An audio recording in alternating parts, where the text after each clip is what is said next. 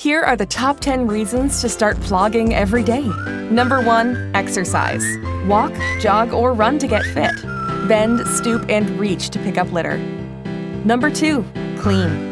Beautify your surroundings. Clean neighborhoods, paths, and parks make people happy. Number 3, nature. Unplug from technology. Go outside and clear your head. Enjoy the fresh air and sunshine.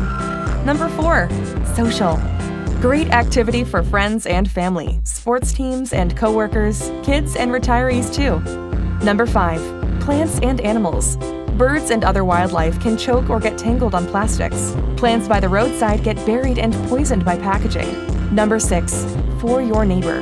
Go plogging when you can. That way the grounds look good for everyone. Number 7, art. Be creative with your findings. Repurpose those scraps into imaginative artwork. Number 8, water.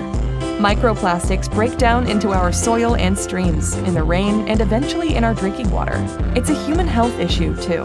Number 9, someone has to do it.